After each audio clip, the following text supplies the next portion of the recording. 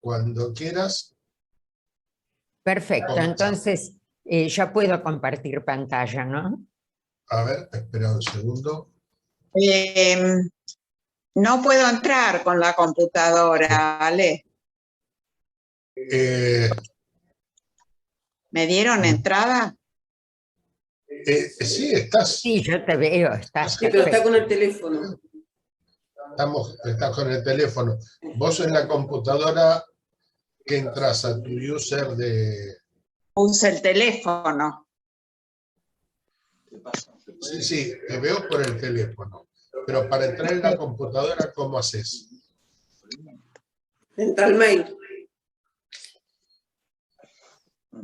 ¿Ya puedo compartir pantalla? Sí, Sí, deja Alex, más cuando después le quieras. explicas a Susana. Después te explico, Susana. Bueno, entonces arranquemos porque acabo de decirles que el tema es un tema que va a hacernos viajar en el tiempo y en el espacio y tenemos bastante tema para charlar. En principio vamos a preguntarnos qué quiere decir la palabra Islam. La palabra Islam, según la traducción que encontré, es sumisión a Alá. Y hay otra explicación que dice que es la aplicación de la paz de Dios. Después, entre todos, vamos a resumir y vamos a ver de qué se trata. Esto que ven acá, lo vamos a volver a ver después, es el Corán más grande del mundo. Está hecho, como ven acá, en placas de madera y está en Yakarta, en Indonesia. Después vamos a volver a esto. Por ahora vamos a empezar a hablar sobre el Islam, pero para poder empezar a hablar sobre el Islam, nos trasladamos a Arabia, pero tendríamos que saber qué era Arabia antes del Islam, porque el Islam en realidad nace recién en el siglo VII, es decir, hace unos 1400, 1300 años nada más. Entonces, para poder entender qué es el Islam, tendríamos que saber qué era Arabia en la época pre-islámica. Y eso es interesante y me gustaría que me digan qué ven acá en este mapa de Arabia. Recording.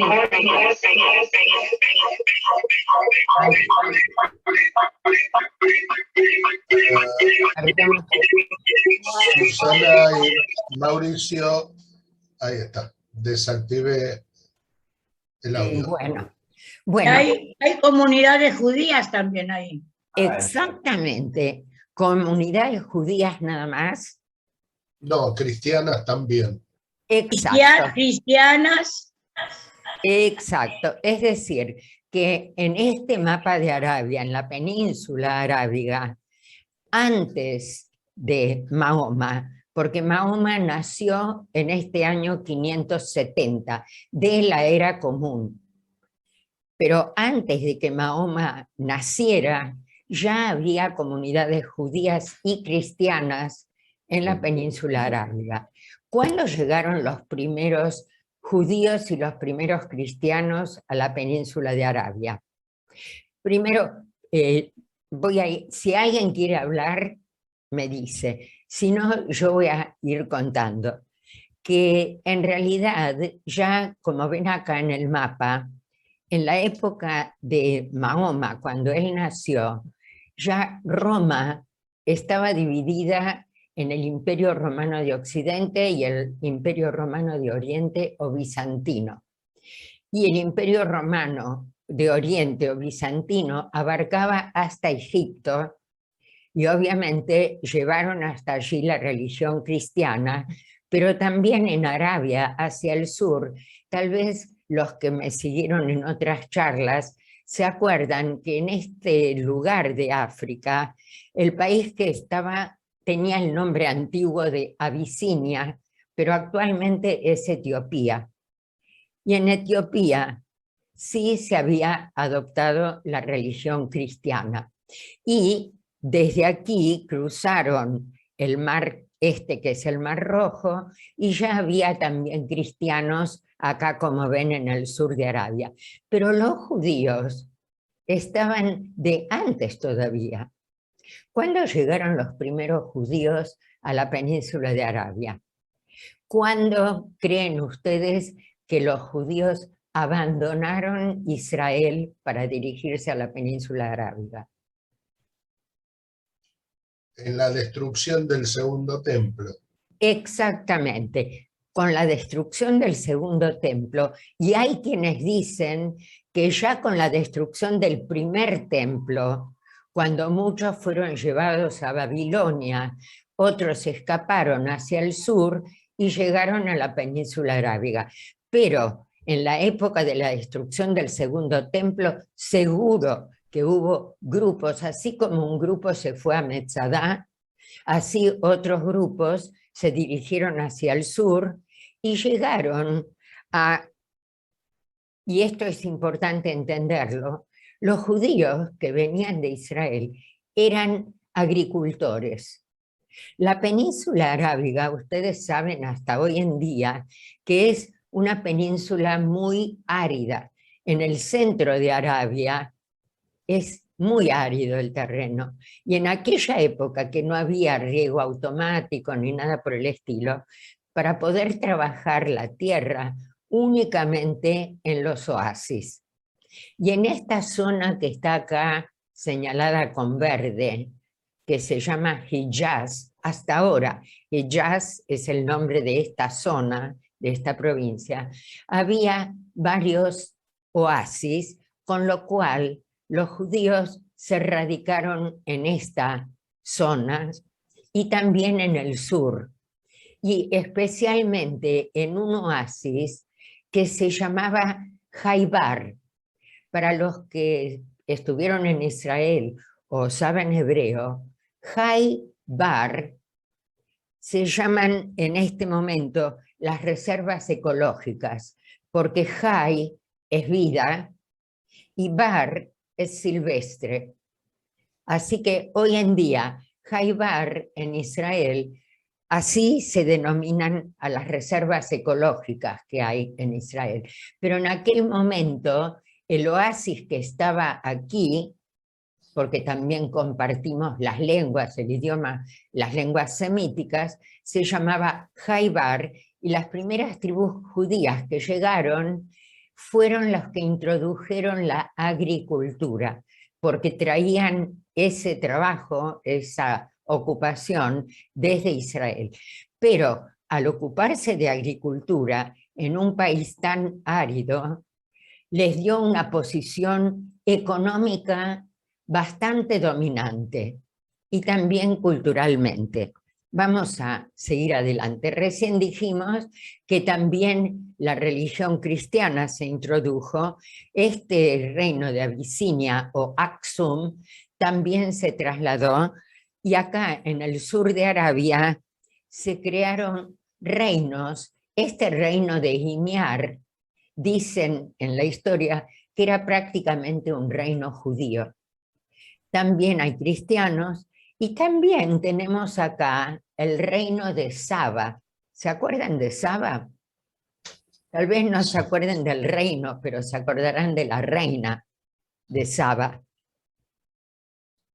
Y la de Salomón. Exactamente. Y se acuerdan, habíamos hablado de que además esta gente de Etiopía, habíamos mencionado a Haile Selassie, y que decían que eran descendientes de Salomón y la reina de Saba, etc.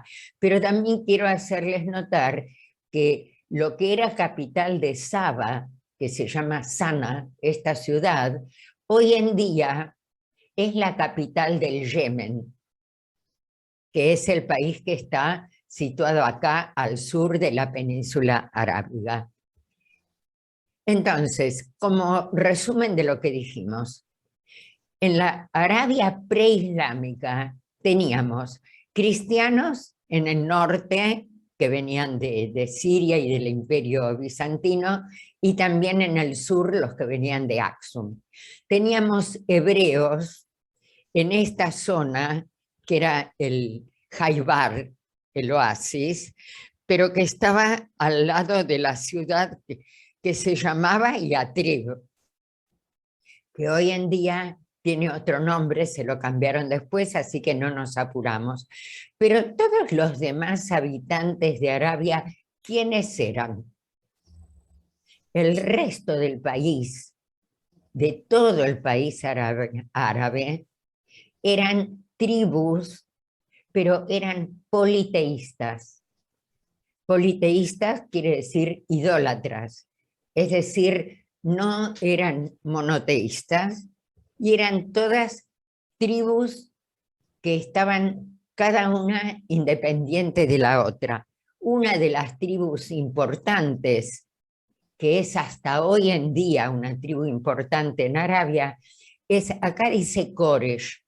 Por ahí el que sabe historia puede pensar que tiene que ver con un rey de Persia que era Koresh. No, esta tribu, en realidad el nombre es Quraysh, pero lo pueden encontrar escrito de diferentes maneras.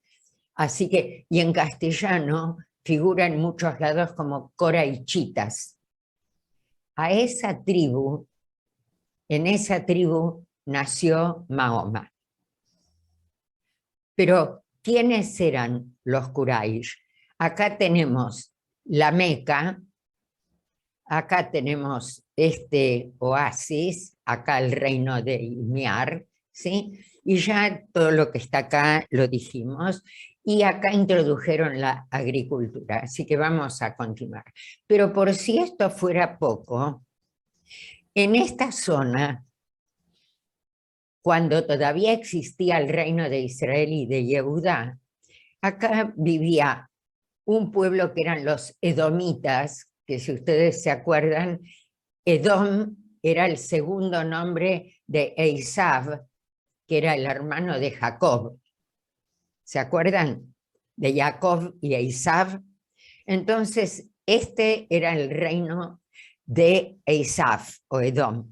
Pero acá al lado tenemos otras tribus que seguro alguno de ustedes me va a decir que los conocen, los nabateos. ¿Quién escuchó el nombre este de nabateos? ¿Quiénes eran los nabateos? Entonces, Creo que de los nabateos provino Jesús. Los nabateos puede ser que hayan tenido algo que ver, pero pensé que ustedes sabían algo más, porque estos nabateos eran tribus nómades, pero muy importantes, que estaban situadas en lo que hoy sería Jordania, y eran caravaneros. Todas estas líneas azules nos muestran caravanas que atraviesan Arabia de norte a sur, de este a oeste, pero aparte de atravesar Arabia, tenemos estas líneas rojas o fucsia. ¿Alguien alcanza a leer lo que dice acá? Sí, es la ruta de la seda. ¿A dónde llegaba la ruta de la seda? Hasta China. Exactamente. Es decir, que estos señores nabateos, además de comerciar por Medio Oriente y por Arabia, también llegaban hasta la China, traían mercaderías y también, según esta línea, atravesaban el mar y llegaban hasta Europa. Estos nabateos también pasaron a formar parte de las tribus árabes porque ellos construyeron, mejor dicho, uso mal el término, la ciudad de Petra, ¿la escucharon nombrar? Sí. Sí. Bien, Petra no es una ciudad construida, sino una ciudad esculpida, porque está hecha en la piedra de la montaña. Y la piedra de esa montaña es de ese color rojo. En Ivrit se lo conocía como Acela Adom, es decir, la roca roja, y hay muchísimos cuentos con respecto a Petra.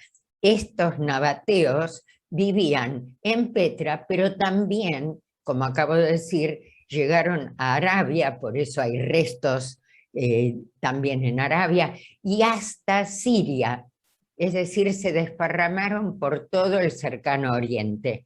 Y si se acuerdan de la ciudad de Palmira, porque antes creo que Alex me dijo algo de ISIS, Palmira fue uno de los blancos de ISIS. La destruyeron. Muy bien, sí, ¿qué querías decir, Elisa? ¿Quién Sí, está ahí? ¿O Sí, Raquel? destruyeron Palmira cuando penetraron en Siria. Exactamente, especialmente quisieron destruir los museos. A duras penas los museólogos pudieron rescatar y salvar parte. La cuestión es que con respecto a los árabes, antes del Islam, sabemos muy poco, porque no dejaron prácticamente nada escrito. Si tenemos alguna referencia, es a través de las historias de los otros pueblos, es decir, de los egipcios, de los babilonios, que mencionaron algunas tribus, pero de los árabes prácticamente nada. Recién, después del siglo III, empezamos con ese reino del sur, el reino imiarita, y la aparición de un grupo de tribus que se llaman cataníes. Y ahora vamos a ver quiénes son los cataníes y qué tenemos que ver nosotros con los cataníes, porque ellos son los que asimilaron también a los nabateos. Les cuento, ¿se acuerdan? A mí me gustan mucho las tablas y los árboles genealógicos, pero este Catán, de los cuales dicen que descienden los catanitas, ellos lo refieren a un personaje que figura en la Torá. Este Yoctán parece ser que es nieto de Noé. Después del diluvio comienza una nueva humanidad, una nueva civilización, y entonces nos dicen en el árbol genealógico que tiene sus 3 hijos, que ya los conocemos, los nietos, uno de los cuales es Eber, y está escrito igual que Ivrí, hebreo, y que tiene 2 hijos, uno de los cuales es Yoctán. Y acá los árabes, es decir, las tribus que viven en Arabia, lo consideran su antecesor. Es decir, que Yoctán también tiene algo en común con nosotros. Somos descendientes del hijo semita de Noé, de Shem, ¿sí? Y posiblemente tengan algo que ver con Eber. Y después vamos a ver cómo Mahoma lo retoma. La cuestión es que este señor que ven en esta foto, obviamente, no es de aquella época, sino que actualmente este señor, con nombre y apellido, se llama Mubarak ibn Saleh al-Duwaili al-Awalaki, y es jefe de la tribu Himyar, esa que vimos recién acá en el sur, del actual Yemen. Es decir, que ellos siguen considerándose descendientes, al igual que nosotros, de Shem.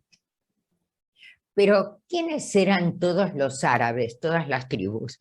La sociedad estaba compuesta por tribus y clanes que habitaban los oasis o bien el desierto. Los que vivían en los oasis eran sedentarios y son los que originaron las primeras ciudades. Y son los que dijimos que vivían de la agricultura y del comercio. Ahora, las tribus que vivían en el desierto y que eran nómades, ¿de qué vivían? ¿De qué podían sustentarse? De robar Las a demás las ciudades. tribus. De lo que le quitaban a los demás. Es decir, de hacer guerra, y rapiña es una palabra que no me gusta mucho, pero así figura en el diccionario, es decir, de robarles a los que cultivaban el producto que ellos habían producido, por así decirlo. Pero todos estos clanes del desierto que eran nómades y que vivían en esta península arábiga, tenían un centro religioso. ¿Pero qué adoraban en ese centro religioso? No eran monoteístas. Aquí, en la Meca, había un centro religioso, pero era idólatra. La religión de todas esas tribus era la idolatría. Adoraban a los astros, a los ídolos y a las piedras sagradas. Y ellos decían, después en el Corán dice Mahoma, hemos creado al hombre de barro, de arcilla moldeable, ¿les suena?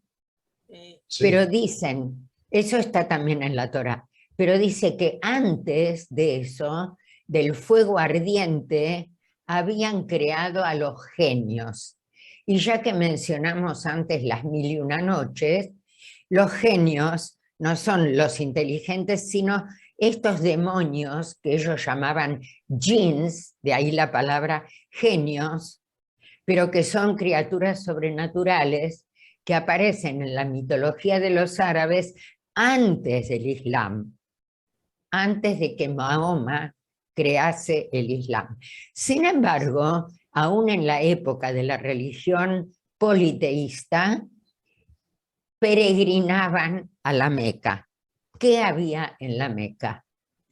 En la Meca había un lugar sagrado que esa tribu Quraysh, que les mencioné antes, la tribu de Mahoma, ellos lo cuidaban y lo protegían.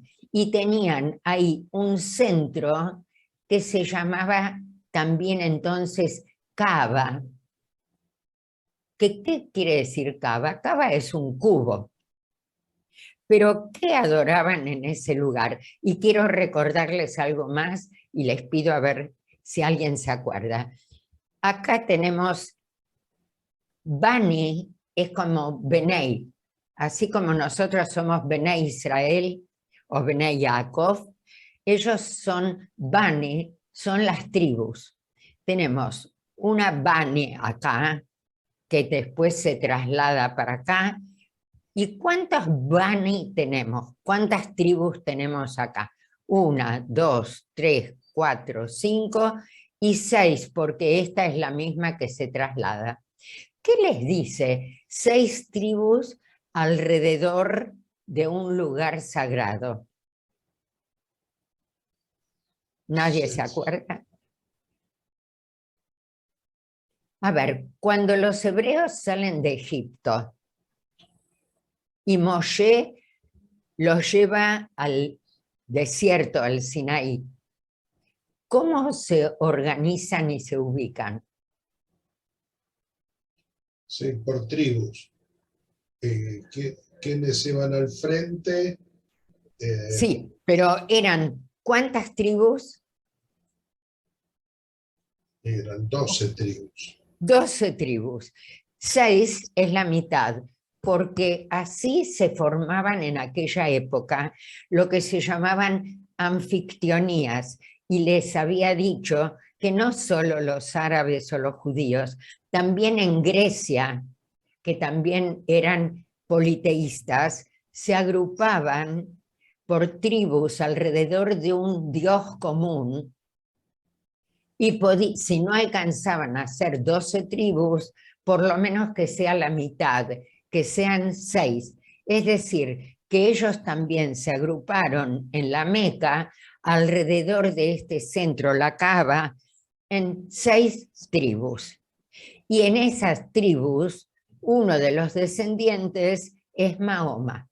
Ahora nos estamos acercando a lo que yo quería llegar, que Mahoma pertenece a una familia, recuerden para más tarde este nombre Abbas, que era el tío, porque eran varios hermanos. El papá de Mahoma se llamaba Abdallah que es un nombre bastante conocido por nosotros, pero el ancestro de todos estos hermanos es Hashim.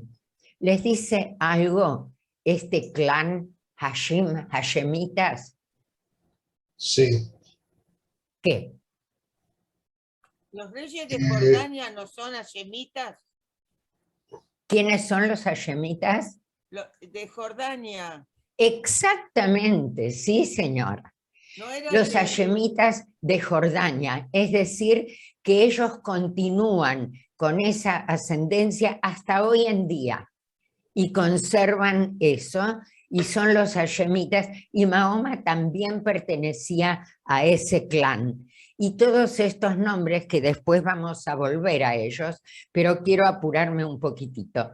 Entonces, otra vez, en la tribu se llama Quraysh, uno de los clanes son los hashemitas, y los Quraysh hasta hoy en día son una de las tribus más importantes, porque hasta hoy en día Arabia está poblada por muchas tribus diferentes, pero ahora vamos a seguir con esto.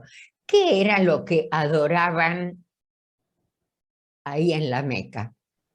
Era una piedra. Y ahora vamos a empezar con los cuentos, que no son los de las 1001 noches, pero son muy lindos. Dicen que esta piedra negra que adoraban en la Meca era una reliquia, hasta hoy en día es una reliquia. En aquella época decían que era una piedra que había caído del cielo, y puede ser, porque puede haber sido un meteorito o parte de un meteorito. Pero cuando Mahoma se adueña de ese lugar, dice que esto es una reliquia musulmana que, según la tradición, es de la época de Adán y Eva y estaba en el paraíso. Y que después, como se produce el diluvio, un ángel se lo llevó al cielo para que no se arruine. Y después del diluvio, el arcángel Gabriel baja a la tierra, y ¿a quién le entrega esta piedra? A Ibrahim. A Ibrahim, a Abraham. Es decir, el arcángel Gabriel, que en árabe es Jibril, le entregó a Abraham, que es Ibrahim, y que dicen que la piedra, cuando la trajeron del cielo, era blanca. Pero como todos los pecadores, la gente se acerca a tocarla para pedir perdón a Dios, la volvieron negra por todos los pecados de la gente.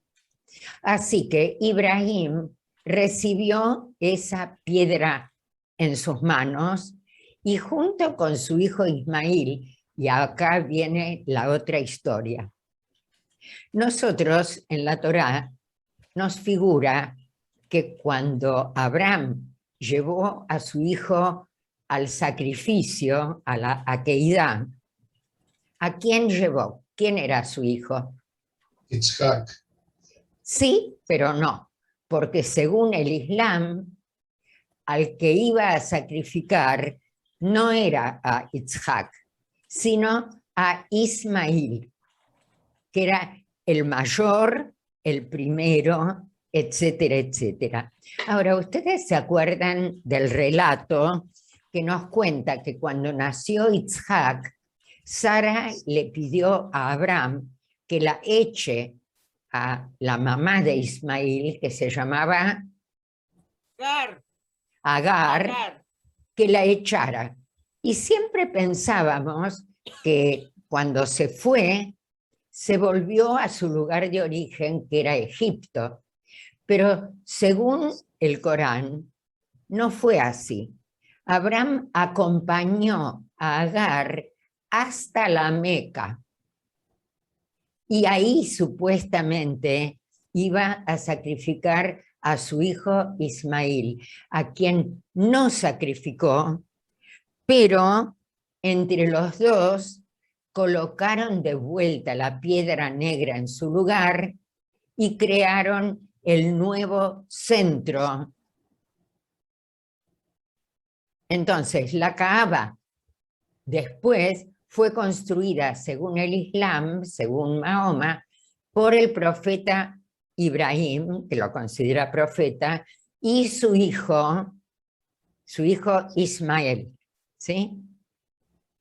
La Kaaba fue reconstruida, porque después otra vez parece que se inundó, que hubo problemas, pero fue reconstruida antes de que Mahoma creara el Islam. Y cuentan que cuando había que instalar la piedra negra, hubo un problemita entre las tribus árabes, y ahí le pidieron consejo a Mahoma, y Mahoma es el que indicó el lugar donde colocarla. Entonces, ahora esto, lo que quiero que veamos cómo se nos mezclan las cosas o cómo son las interpretaciones.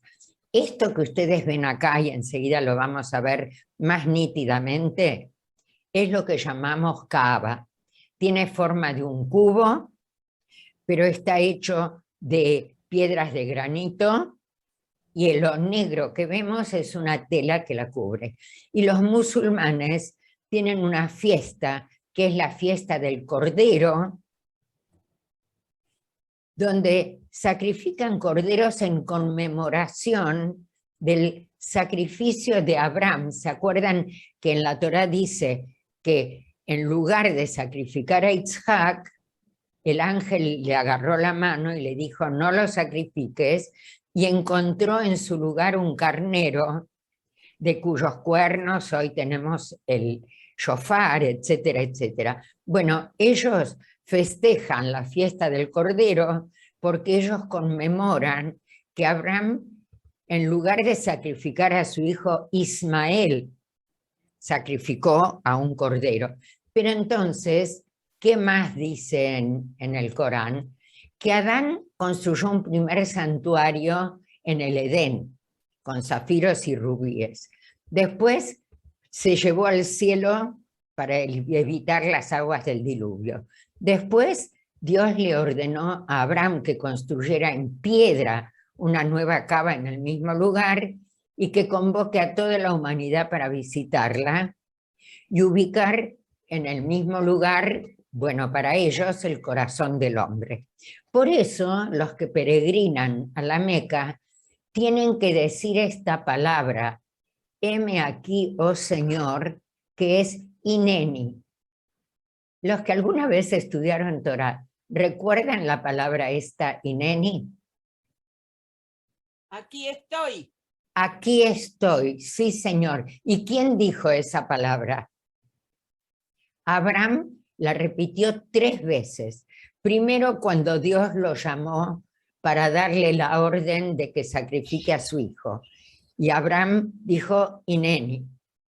Después, cuando el ángel le quitó la mano, también le dijo Ineni. La cuestión es que fíjense que Mahoma usa esa palabra que está en la Torá y también pretende que todos los peregrinos que llegan a la Meca digan esa palabra, es decir, aquí estoy, presente.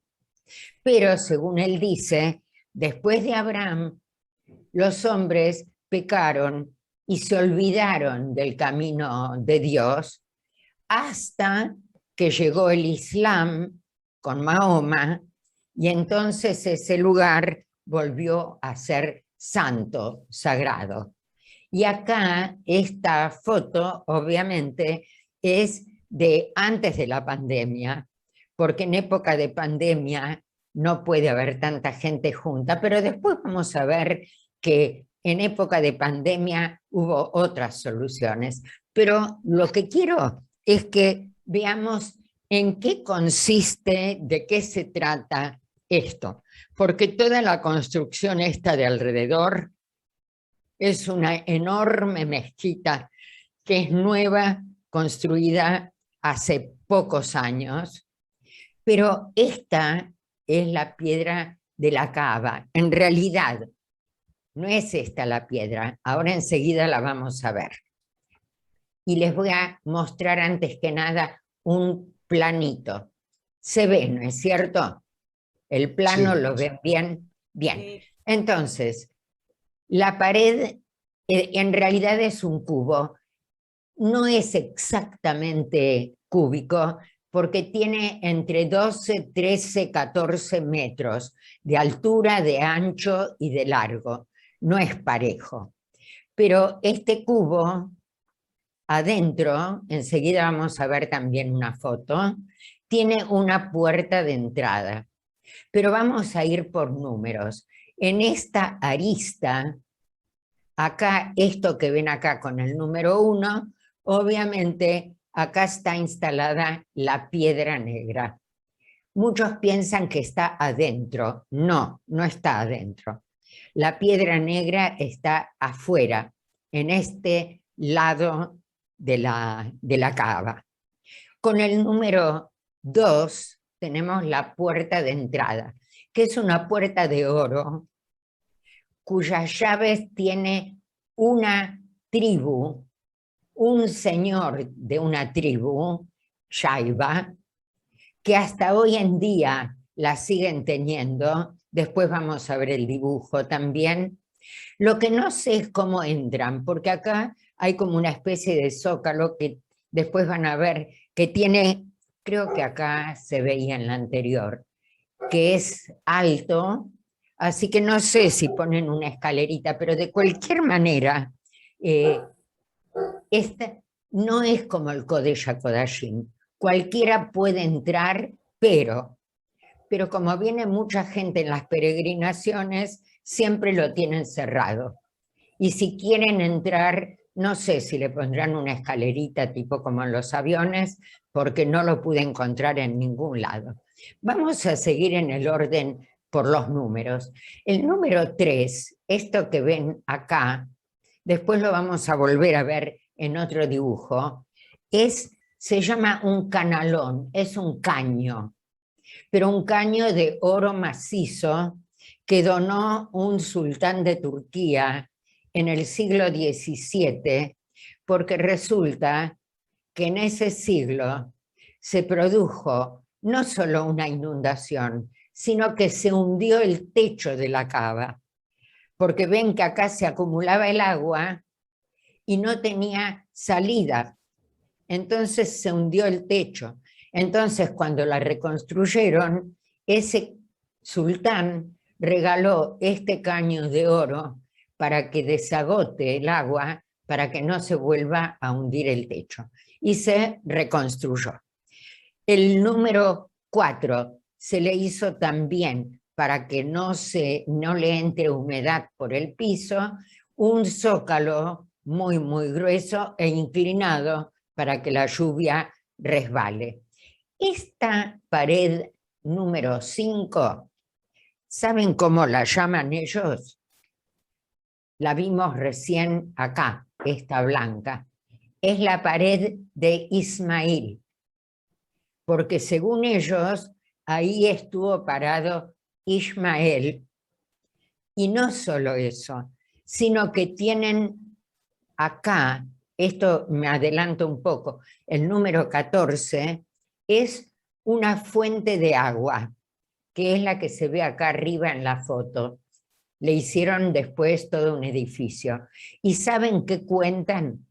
¿Se acuerdan que cuando Abraham la despachó a Agar con Ismael, cuentan que Agar estaba desesperada porque tenían sed y ahí en el desierto no encontraba agua? Según la Torá, Hashem le dijo, levanta la vista porque te voy a ayudar, y brotó una fuente de agua.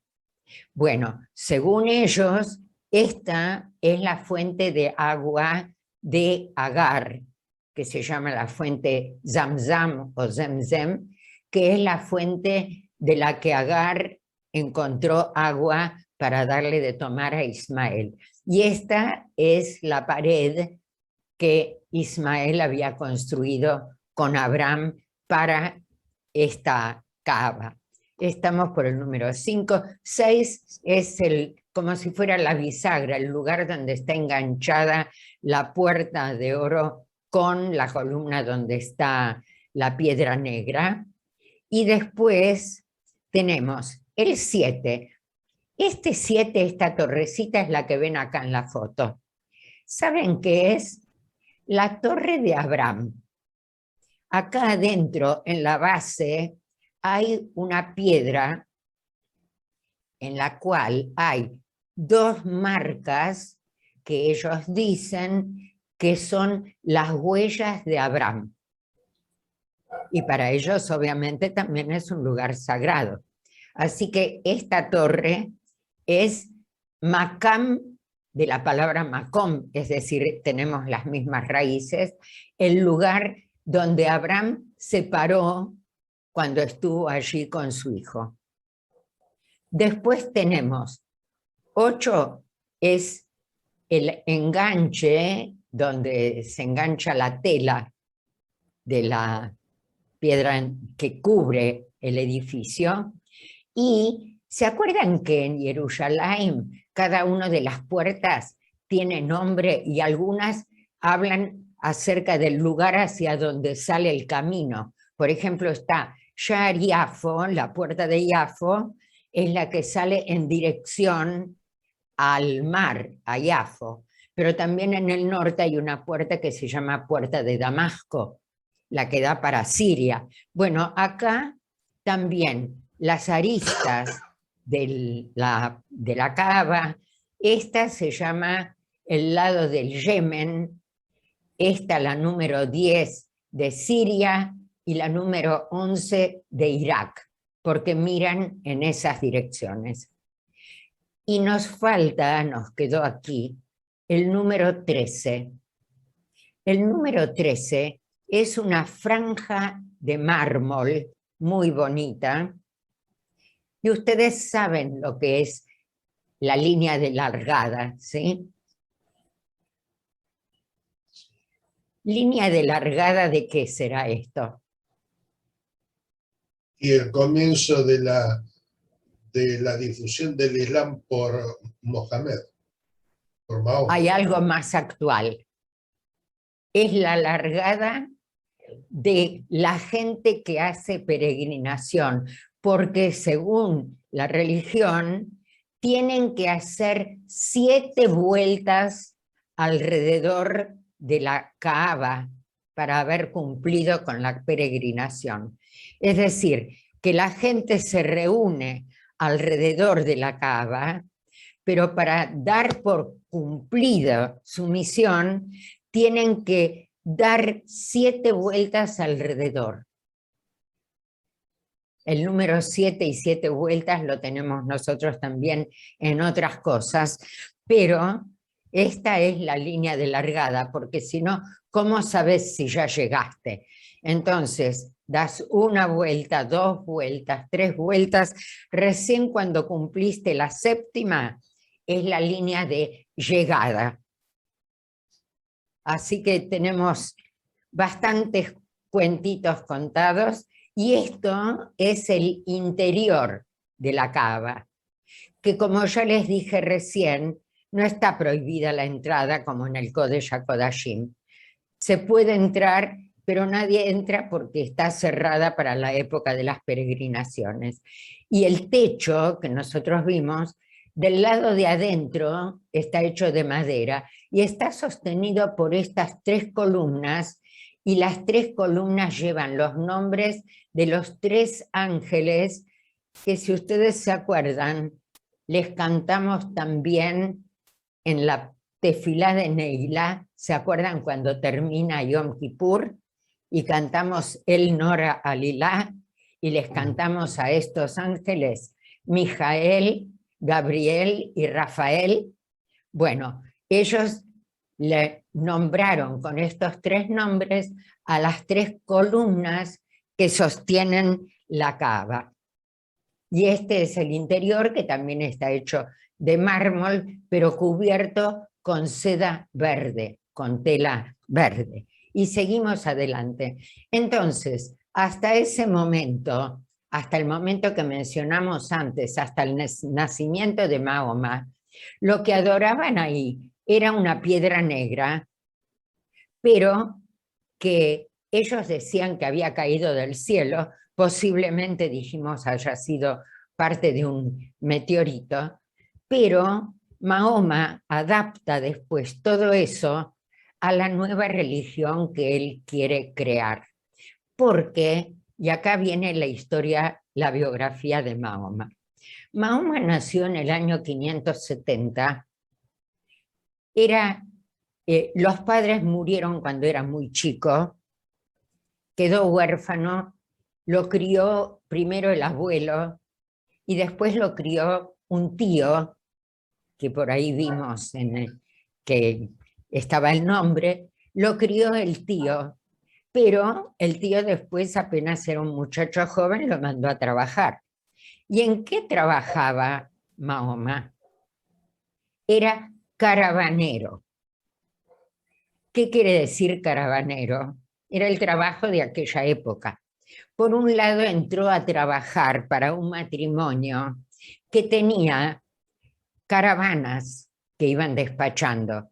A veces lo mandaban primero al principio limpiar el lugar, porque las caravanas venían, se establecían en algún lugar, tenían que descansar, y este muchachito primero limpiaba de las caravanas. Pero después también le encargaron dirigir caravanas, es decir, que era su trabajo ser caravanero. Pero el dueño de la caravana murió y quedó su viuda. Y acá viene la otra parte de la historia. Esta viuda se llamaba Jadilla, así figura, y según algunos textos tenía 40 años. Pero cuando quedó viuda, se casó con Mahoma, que trabajaba para ella. Pero Mahoma en ese momento tenía 25 años. Y Mahoma con Jadilla tuvo 6 hijos, 2 varones y 4 mujeres. Entonces, hay algunos críticos que dicen que no puede haber tenido 40 años, porque la vida de una mujer en aquella época, la vida fértil, no podía ser tan mayor como para tener 6 hijos a los 40, 50 años. La cuestión es que ella se casó con él y a partir de ese momento la vida de Mahoma fue bastante más tranquila. Dejó de trabajar tanto, tenía tiempo para lo que hoy está muy de moda, para meditar, y entonces a veces se retiraba a meditar en una cueva que estaba cerquita de ahí, en la Meca, obviamente porque él nació en la Meca y ahí vivía.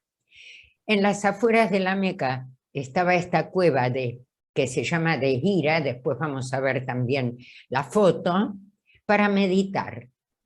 Según él cuenta, se le apareció el arcángel Gabriel y le anunció que él iba a ser el nuevo profeta de Alá. Alá quiere decir Dios en árabe, pero no solo nuevo profeta, sino el último profeta, el que iba a sellar la profecía. Y él creó de esa manera una nueva religión monoteísta, pero acá viene la pregunta: ¿de dónde conocía Mahoma el monoteísmo? ¿Quiénes eran los que venían con las caravanas? ¿En contacto con quiénes estuvo Mahoma? Sí, Mahoma estuvo en contacto, como vimos antes en el mapa, con los cristianos, con los judíos, con las caravanas que atravesaban la península arábiga, y entonces decidió que él también crea una nueva religión monoteísta. Acá esto es una miniatura donde Mahoma recibe la revelación del ángel Gabriel. Y no me pregunten como me preguntaron una vez, si es una mujer o es un hombre. Los ángeles no tienen sexo. Y esta es la cueva de Hira, que les mencioné recién, donde hasta ahora es un lugar de peregrinación, la gente la visita, en la cueva donde el arcángel Gabriel se le reveló a Mahoma, según la tradición, y Mahoma empezó a predicar en la Meca la religión monoteísta. Pero, ¿cómo creen ustedes que los idólatras de la Meca tomaron este predicamento? Y yo creo que implicaba un desplazamiento de poder religioso, así que no les debe haber gustado mucho. Exactamente, pero además por otra cuestión. Estas tribus, la tribu Quraysh, era una tribu de gente muy, muy rica que también explotaba otra beta, que era las peregrinaciones, que venía a ser más o menos el turismo de hoy en día, y no les convenía de ninguna manera cambiar, y como muy bien dijiste, era como que el poder iba a cambiar de manos. Entonces, lo único que querían hacer era hacerlo desaparecer a Mahoma. Y cuando empiezan a perseguirlo y a prohibirle predicar la nueva religión, Mahoma, ¿qué tiene que hacer? Escaparse, pero según el Islam, no, la palabra Hégira también tiene un común denominador con el hebreo. En hebreo, Hagirá quiere decir emigración, inmigrar. Mehager es inmigrante. Entonces lo que ellos dicen es que se fue de la Meca para ir a buscar gente que sí lo escuche y que sí esté de acuerdo con él y que sí acepte sus nuevas enseñanzas. Y se va a esa otra ciudad que antes le dije que estaba al lado del oasis, que se llamaba Yatrib. En Yatrib vivían 2 tribus árabes y 3 tribus judías en esa zona. ¿Se acuerdan del mapa? Sí. Las 2 tribus árabes parece ser que tenían algunos problemitas entre ellos. Pero cuando llegó Mahoma, él no venía solo, ya venía con un gran grupo de guerreros. Y entonces hicieron un pacto entre Mahoma y las 2 tribus árabes de inculcar o imponer esa nueva religión que él traía consigo.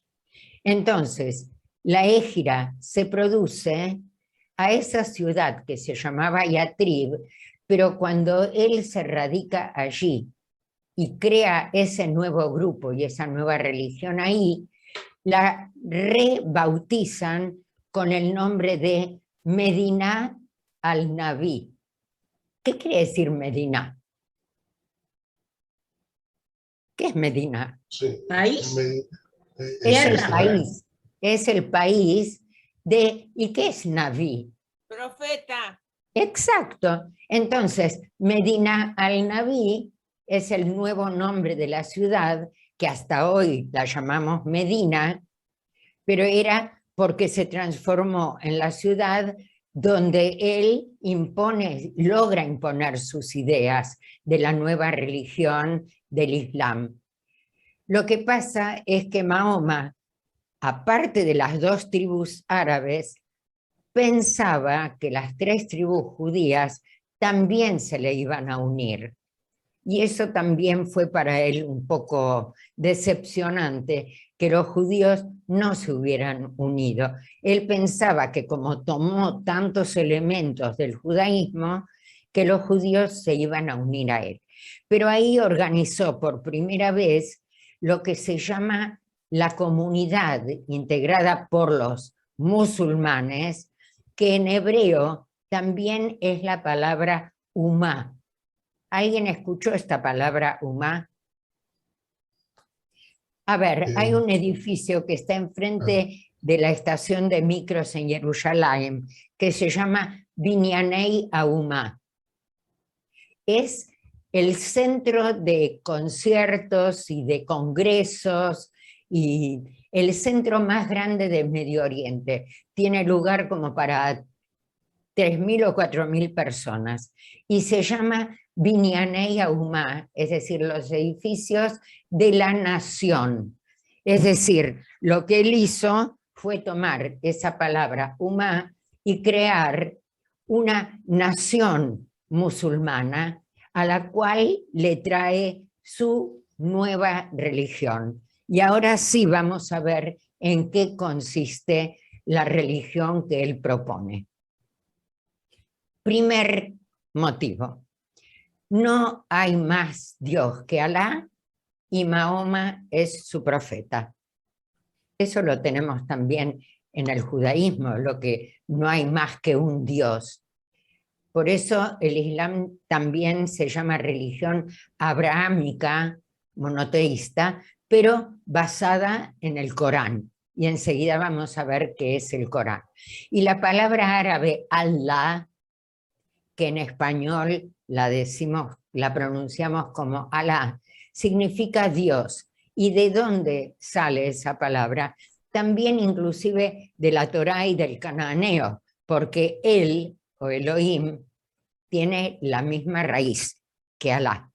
Así que es el mismo nombre, pero en árabe.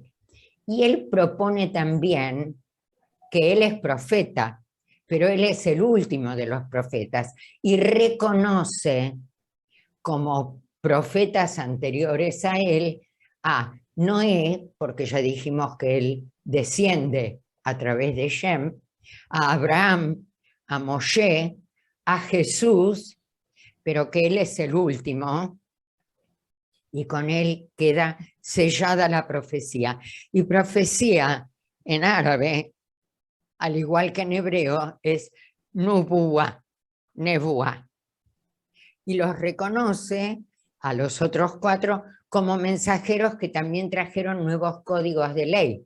Es la Torá, pero la de él, que él trae, es la Sharia. Esa palabra sí seguramente la escucharon nombrar, que es la ley divina para los musulmanes.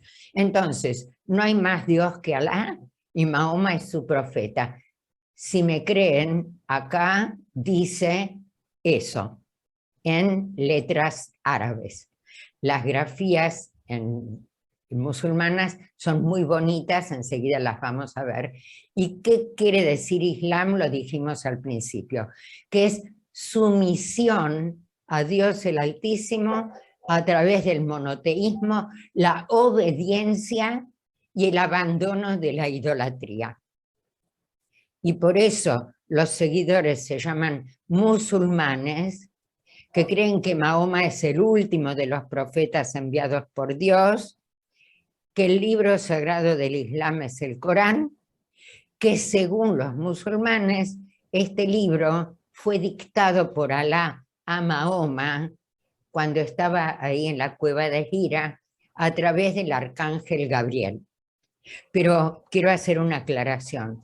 La palabra musulmanes recién se empieza a usar hace unos 200 a 300 años, porque antes de eso nadie usaba la palabra musulmanes, se usaba otra palabra que seguro que escucharon nombrar, que era mahometanos. Sí. ¿No es cierto? Mahometanos sí. Y acá empezamos a ver qué es concretamente el Islam. El Islam se basa en 5 pilares. Obviamente que si yo les leo en árabe, yo tampoco sé si lo pronuncio muy bien, Shahada, Salah, Zakat, Ramadán y Hajj, alguna de estas palabras la conocen. ¿Quién quiere decirme cuál conoce? Ramadán Ramadán es es el ayuno, el mes de ayuno.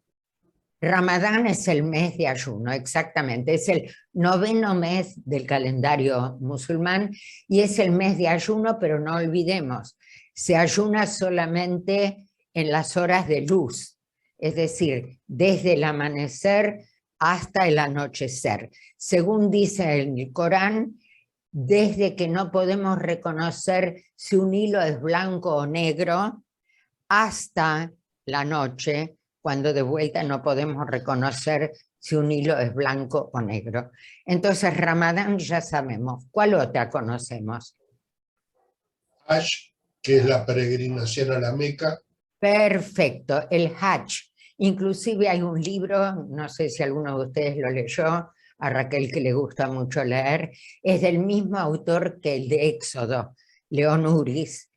Escribió un libro que se llama El Hajj, que es el peregrino, que está muy bueno, también si quieren leerlos. Así que ya tenemos 2 pilares, el ayuno del mes de Ramadán y la peregrinación por lo menos una vez en la vida. ¿A dónde? A la Meca. De las otras 3, a ver, ¿a qué les suena? Zakat, la zain, que puede ser tzade, y una kuf. No. Bueno. Tzadik. Sí, Zakat es el ser justo. Sí, muy bien. Pero también de esa palabra, como dijo ella también, tzadik, está la otra palabra que es Tzedaká. Ni más ni menos. Zakat es la tzedaká. Y los otros 2, que también los conocemos, entonces, el primero es el testimonio de fe. El segundo es la oración, tefilá. Ellos lo llaman el zakat asaque en castellano, que es la tzedaká. Después dijimos ayuno y peregrinación. Pero además, todos los musulmanes tienen que creer no solo en Dios, sino también en sus ángeles, sus libros, sus profetas y en la vida venidera. A ver, ¿qué pasa con el judaísmo? Tenemos la declaración de fe, Alá es único, Dios es uno. Nosotros tenemos el Shema Israel, Adonai Eloheinu, Adonai Echad. La tefilá también tenemos. Tzedaká también tenemos. Tzom tenemos, aunque sea diferente, no es el mes, es el día de Tzom, y tenemos varios otros días de Tzom. Y peregrinaje, teníamos peregrinaje. Teníamos Sí, 3 Jerusalén. Exactamente. Jerusalén. En lugar de una vez en la vida, teníamos 3 veces por año. Así que estamos en las mismas. Pero después agregaron el día de la resurrección, Tejiat Meitim, y a Olam Haba. ¿Y nosotros tenemos o no tenemos? A ver. ¿Tenemos resurrección de los muertos y el Olam Haba? Sí, señores, Sí. lo tenemos. Inclusive, uno de los 13 principios de la fe de Maimónides, del Rambam, dice que creo con fe sincera en Tejiat Meitim. Y ya en el profeta Ezequiel está mencionado, pero no lo vamos a hacer ahora, porque si no, no vamos a terminar, por lo menos con la primera parte que yo quería dar. Entonces, la creencia en Dios en el Islam consiste en 4 aspectos básicos: que Dios existe, que es único, que es la única divinidad, que es sobrenatural, y que tiene nombres y atributos que Él mismo se dio. Es decir, que en la Torá figuran nombres con los cuales Él mismo se dio. Y la vez pasada habíamos estado hablando con respecto a eso también, pero además, es decir, el Islam, a semejanza del judaísmo, insiste en la unidad de Dios, y en eso se diferencia del cristianismo, porque el cristianismo no habla de la unidad, sino de la trinidad. Es decir, que tenemos nosotros más afinidad con el Islam que el cristianismo, porque el cristianismo habla de la Trinidad. Y ahora veamos qué es el Corán. Es decir, acá me lo preparé porque no sea que después me pregunten algo. El arcángel Gabriel habló con Mahoma. Mahoma le transmitió todas esas enseñanzas a sus alumnos, pero Mahoma no las escribió. A ver, si vamos a lo nuestro, ¿Moshe personalmente escribió la Torá? No. Sabemos que la Torá, hablando un poco de análisis bíblico, no fue escrito por Moshe, ni siquiera en la época de Moshe, que todo eso se fue acumulando, pero que fue escrito más tarde. Lo mismo con el Corán. Es decir, hay capítulos que los llaman suras y de lo que hablan específicamente es de cómo debe ser la vida de un verdadero musulmán. Eso es lo que escriben en el Corán. Y el Corán se lee. Y en hebreo, ¿cómo se dice leer? ¿Cómo se dice en hebreo yo leo? Ani Core- Coré. Y de ahí viene también la palabra Corán. Corán es lo que se lee o se recita.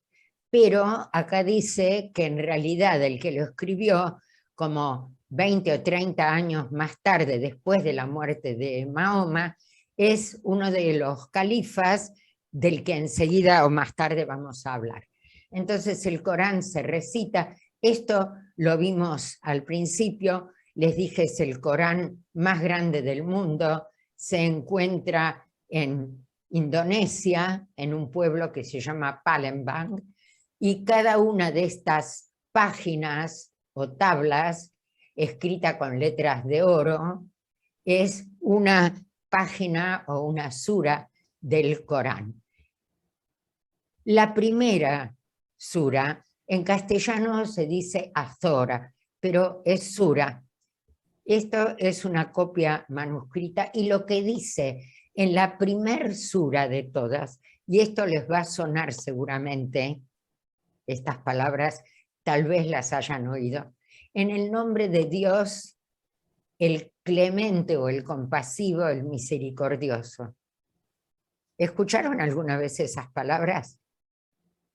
En el nombre de Dios, el clemente, el misericordioso. En algún rezo está. En algún rezo, porque todas las suras empiezan con ese primer renglón. Es como una introducción al rezo de los musulmanes.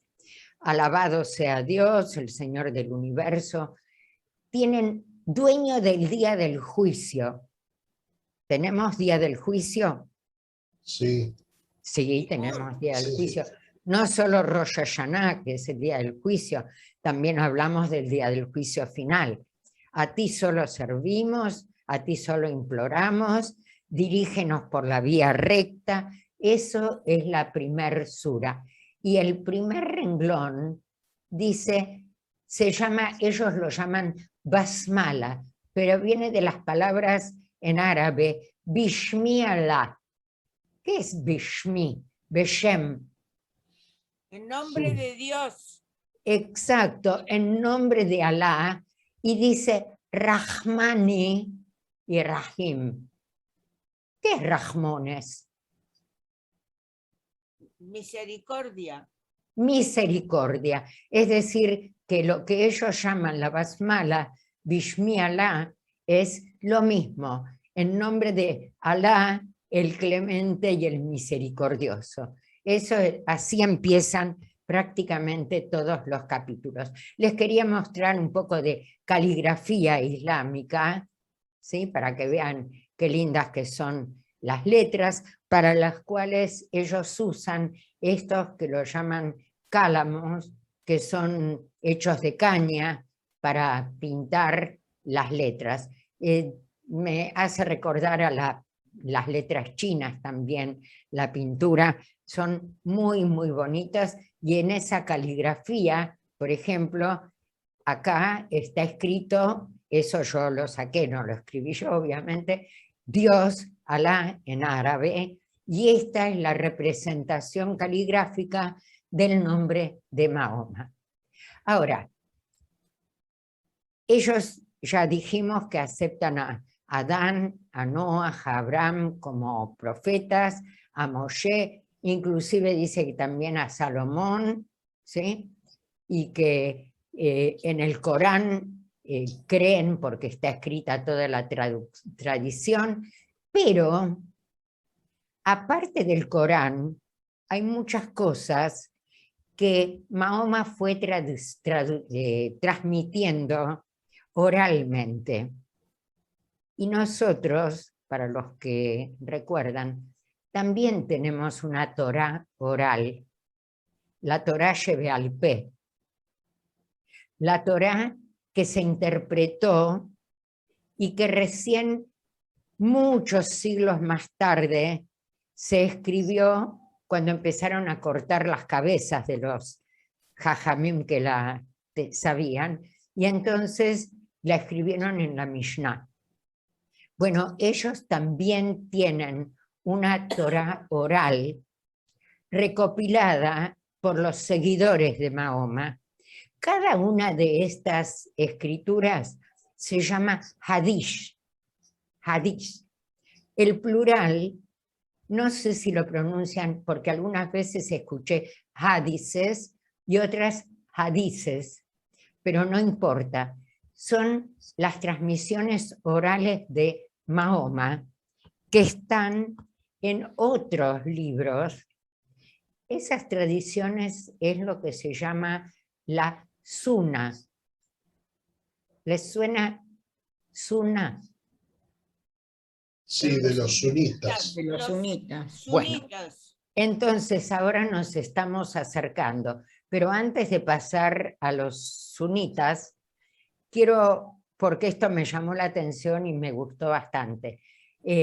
Mahoma, él dice que hay que tener mucha fe, pero también hay que usar las medicinas. No es como los testigos de Jehová que dicen que hay que confiar en Dios y que Dios ya arreglará todo. Mahoma dice, este capítulo me gustó, si te enteras de un brote de peste en una tierra, no entres en ella, pero si la plaga brota en un lugar mientras tú estás en él, no abandones ese lugar. Es decir, no lo lleves, no lo multipliques. Las personas con enfermedades contagiosas deben mantenerse alejadas de las personas sanas. ¿Les suena? Sí. ¿Tuvieron COVID? ¿Tuvieron COVID en aquella COVID, época? sí. Claro que tuvieron COVID. Exactamente, pero Si dice... no fue COVID, fue cualquier otra pandemia, pero hubo. Sí, seguro. Sí. Y les quiero contar que esto de que Lávate las las manos. personas tienen que mantenerse alejadas de las personas, las sanas de las contagiosas, está en la Torá. Para el que leyó la Torá cuando están en el desierto, cuando una persona se enfermaba de algo que podía ser contagioso, ¿qué hizo Moshe? Aisló a Miriam. Lo mandaba afuera del campamento. ¿Por cuánto tiempo? 40 días. ¿A qué les suena eso? Cuarentena. Cuarentena. Exactamente, es decir, que no es nuevo ni para nosotros ni para los musulmanes, ya estaba en la Torá. Que la limpieza forma parte de la fe y lávate las manos cuando te despiertes porque no sabes dónde han estado tus manos mientras dormías. Me gustó mucho esta expresión. Pero nosotros dijimos que cuando uno cumple una mitzvah, antes de cumplirla tiene que decir una brajá. Sí.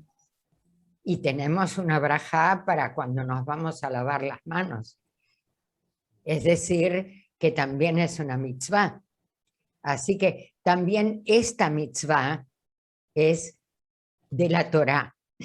Y la santidad de la comida reside en lavarse las manos antes y después de comer. ¿Y nosotros qué tenemos? También, inclusive para los que no lo hacen todos los días, pero por lo menos en Pesaj, cuando leemos la Agadá, vieron que está rejatz, hay que ir a lavarse las manos antes de comer la matzá y también después de comer.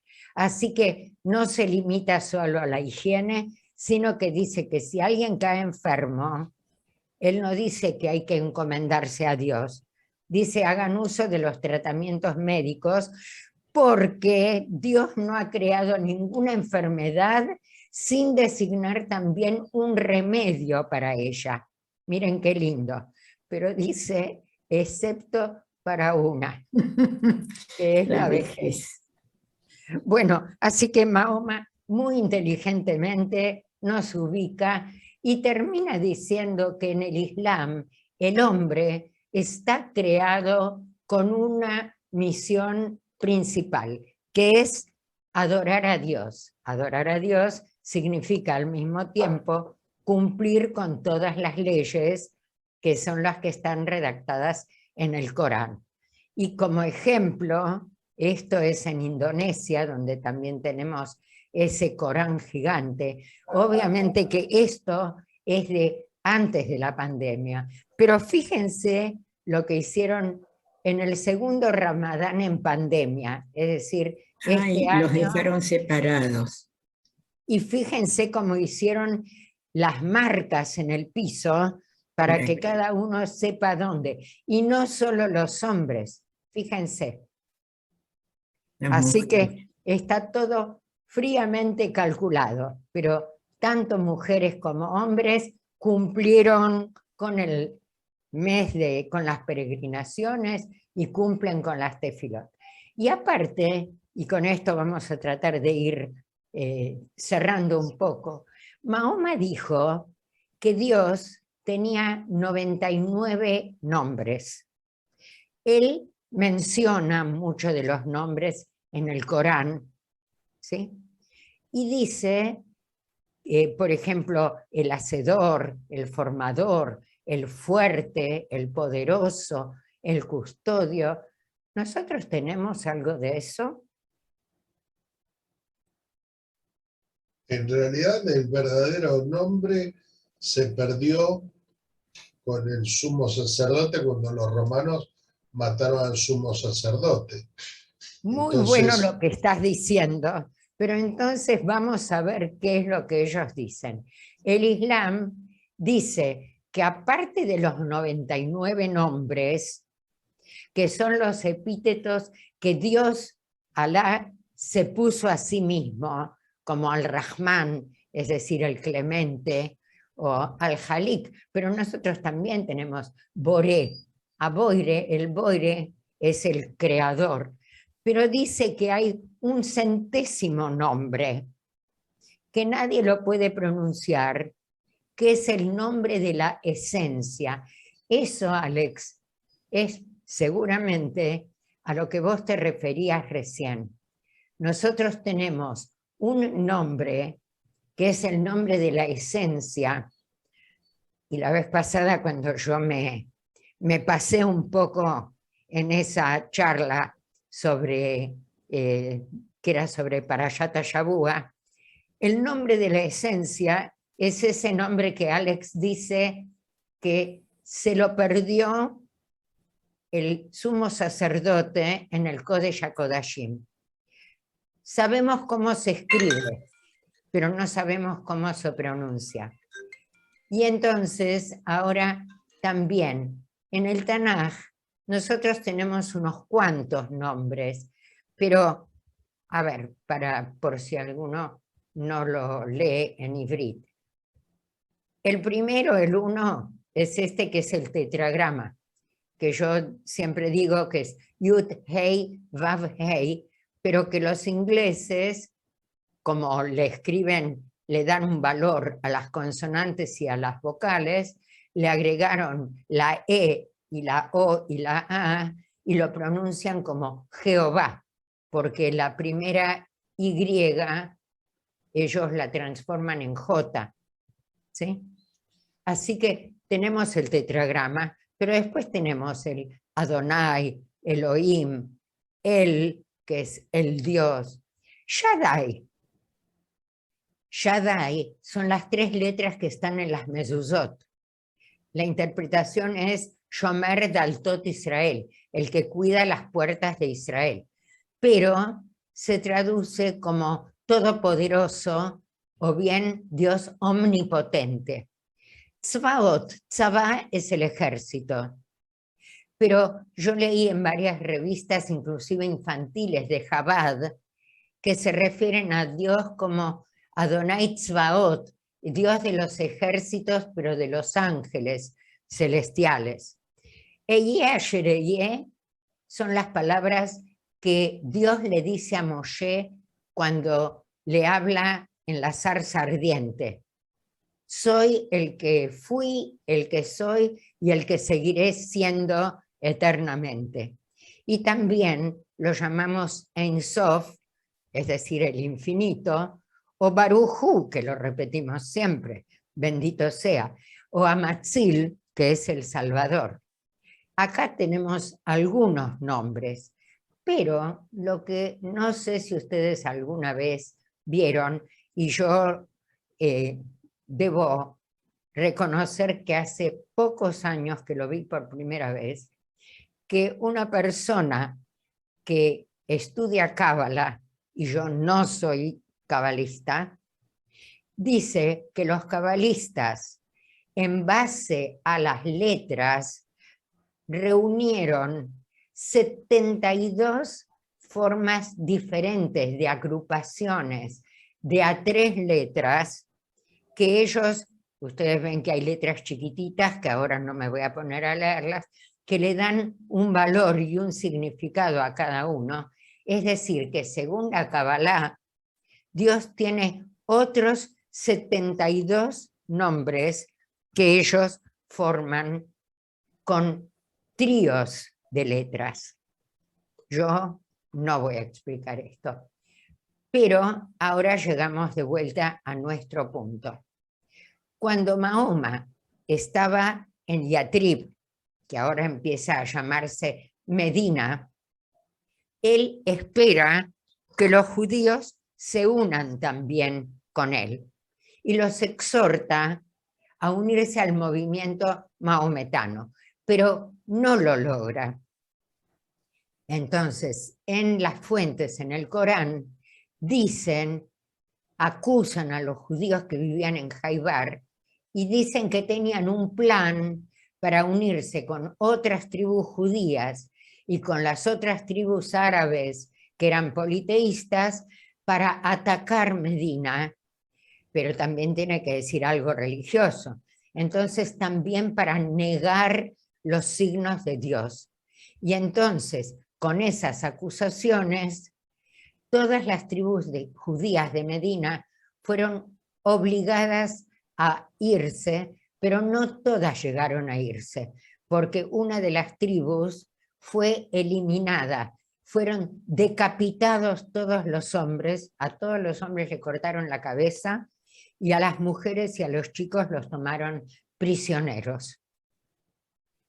Lo que pasa es que no todo el mundo se lo tomó así como ellos lo escribieron.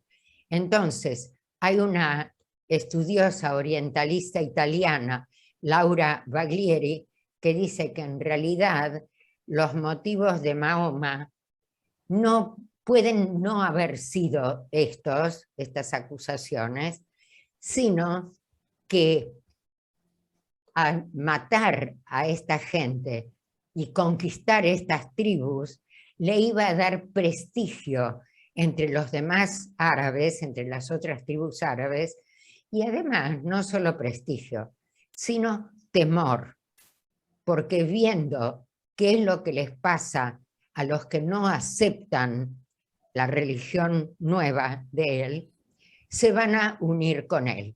Y efectivamente muchas tribus de las politeístas nómades se unieron a Mahoma.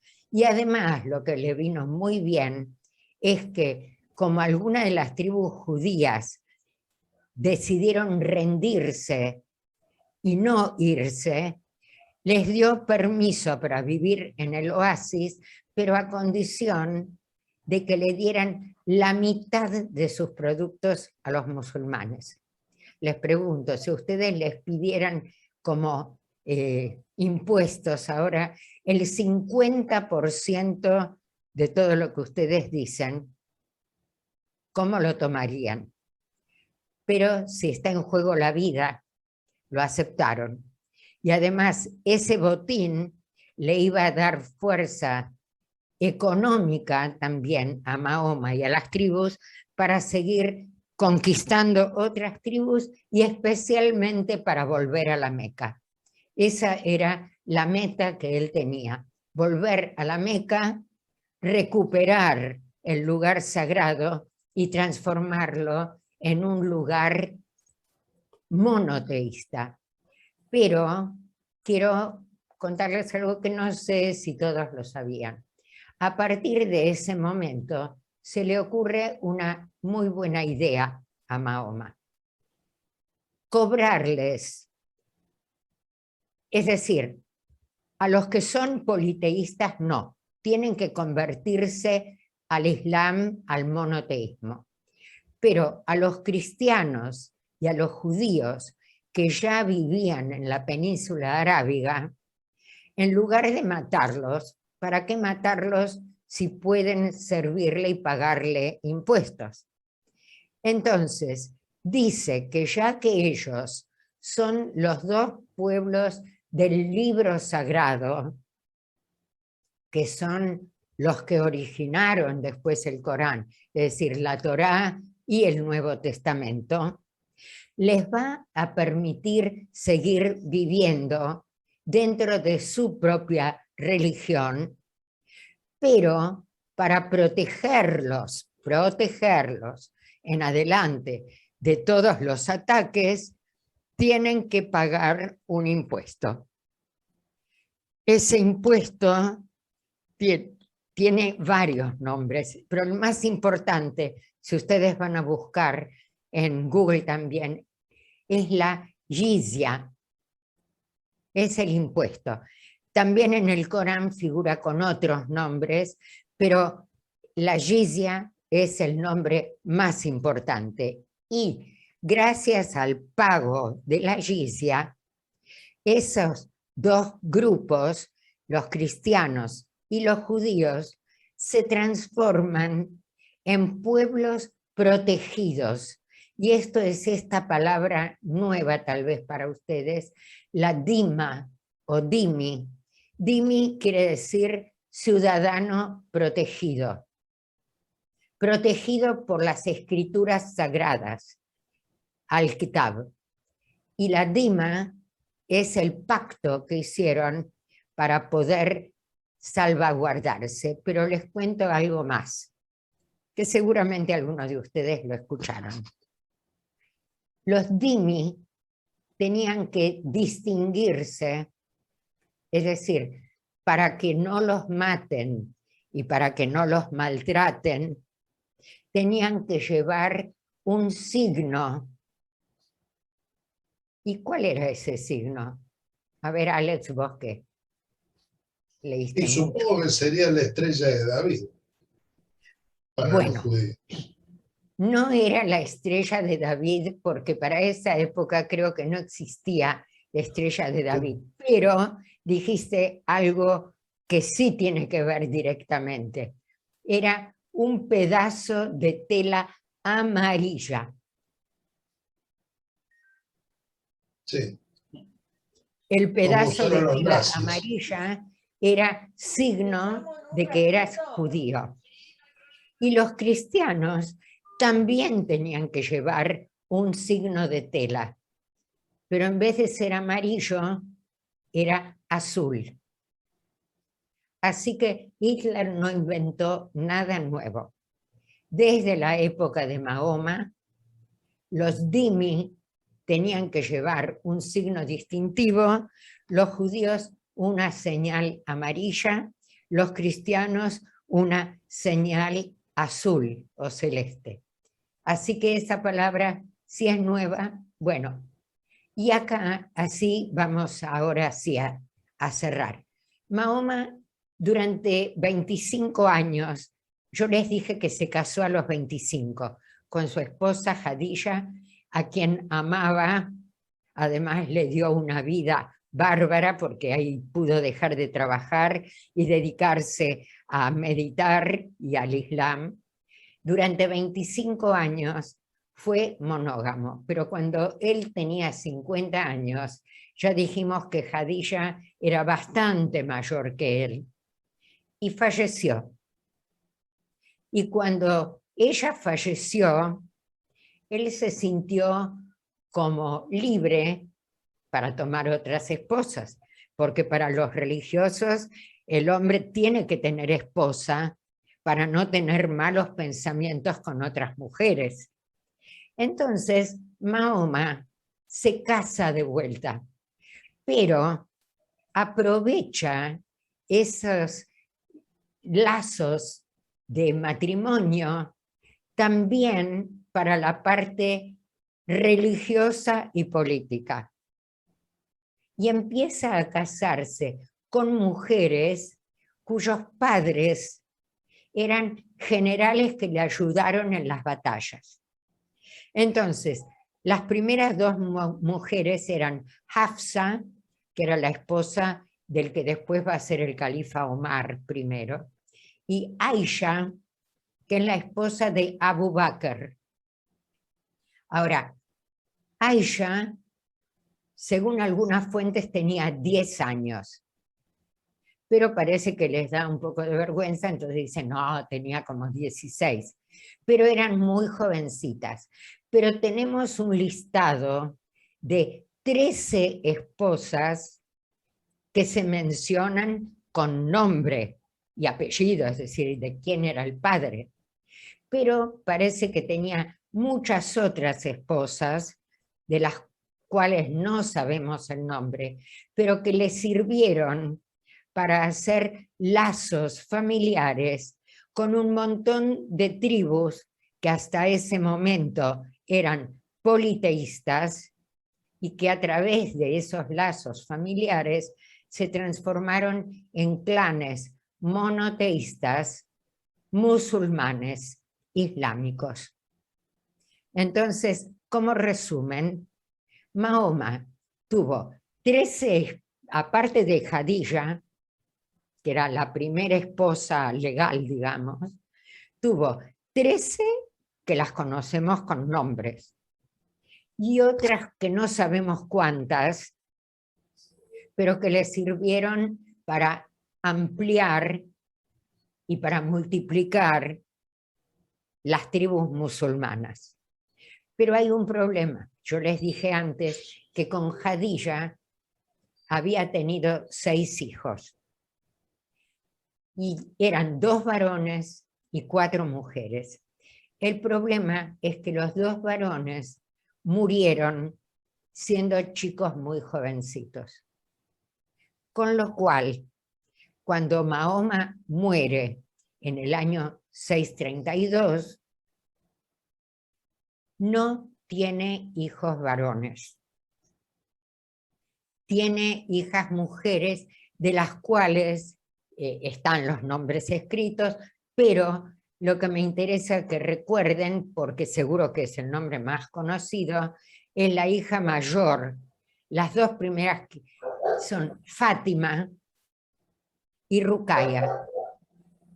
Y para seguir haciendo esos arreglos familiares, a las 2 hijas, Mahoma las casó también con gente militares que trabajaban con él. Fátima era la esposa de Ali y Ruqaya con este señor Othman. Es decir, que cuando muere Mahoma, tiene 2 generales que son sus suegros y 2 generales que son sus yernos. ¿Está claro hasta ahora? Pero Mahoma hizo 3 cosas importantísimas. Instituyó el monoteísmo, el Islam, eliminó la idolatría, porque o lo eliminaba, si no cortaba las cabezas, organizó la comunidad musulmana, que es lo que dijimos que al igual que en Ivrit se llama la Umma en hebreo, también es la nación, Umma, que estaba integrada por musulmanes, pero hay una cosa muy importante que Mahoma no hizo. ¿Qué es lo que no hizo? Designar No sucesor. nombró un sucesor. Ahora, si ustedes recuerdan, a mí me gusta compararlo. Cuando Moshe murió, ¿nombró sucesor? Sí, a Josué. A A Josué. ¿Y qué pasó? Que Josué continuó con un pueblo unificado, las 12 tribus, que se radicaron en Canaán, repartió la tierra, etcétera, etcétera. Yoshua dejó sucesor. No. No. ¿Y qué pasó con el pueblo? ¿Alguien se acuerda? Sí. Las peleas del poder existieron siempre. Exactamente, pero además si nos acordamos de los libros del Tanaj, tenemos primero la Torá, los 5 libros de la Torá. La segunda parte, que se llama Nevi'im, el primer libro es Yoshua. Y el segundo libro, ¿alguien se acuerda cómo se llama? Se llama Shoftim, la época de los jueces. ¿Y qué sabemos sobre el pueblo en aquella época de los jueces? Estaba dividido y que estaba en permanente guerra con el enemigo de afuera y entre ellos. Eso es lo que quería escucharte decir, porque lo mismo va a suceder ahora con Mahoma. Como Mahoma falleció y no nombró un sucesor, yo les pregunto a ustedes, por lo que les dije recién acá, ¿quién, según ustedes, debería haber sido el sucesor de Mahoma cuando él murió? Debería haber sido un hijo varón, pero las mujeres en el Islam no tienen una posición de herencia. Muy bien, entonces no tiene hijos varones, pero por herencia, ¿quién debería haber sido? Porque ¿quiénes son? El esposo de la primera hija. ¿Cómo? El esposo de la primera hija. El esposo de la primera hija, que es este señor Ali. Ali.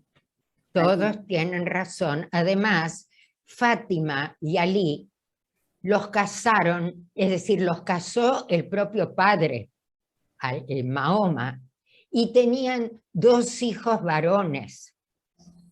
Allí ya tenían sucesores entonces. Entonces, supuestamente, si hubiera sido Ali, ya tendrían sucesión. Pero claro, Mahoma no lo nombró. ¿Y quién se hizo dueño del poder? Este señor, Abu Bakr, que era el papá de Aisha, de la nenita, que era la esposa favorita de Mahoma. Y Abu Bakr se constituyó en primer heredero.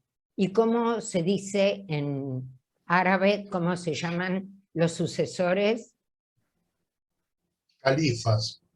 Califas. Entonces, el primer califa va a ser Abu Bakr, que fue el único que vivió hasta que falleció de muerte natural.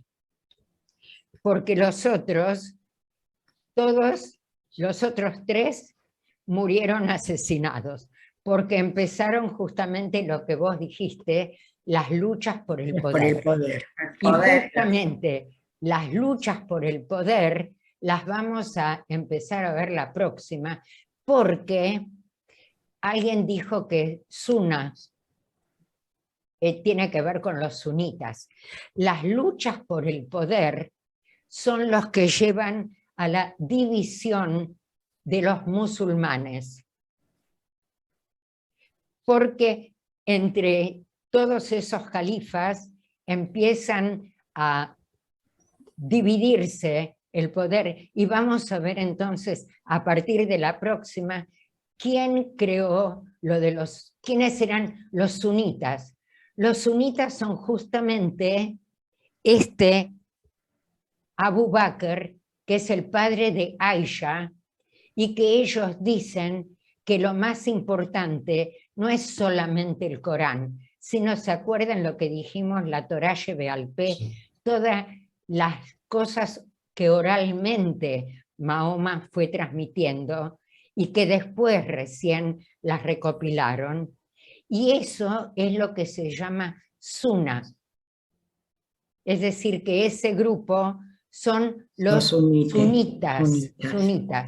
Pero había un grupo bastante numeroso que se oponían justamente porque decían, como acaban de decirme ustedes, que el que tenía más derecho era Alí, porque por sangre estaba casado con la hija, con Fátima, y ya tenía descendientes varones, a los 2 hijos. Entonces, ese grupo que estaba a favor de Alí, se llamaron a sí mismos Shiat Ali. Shiat quiere decir la facción, el grupo, y Shiat Ali, de ahí viene la palabra chiitas.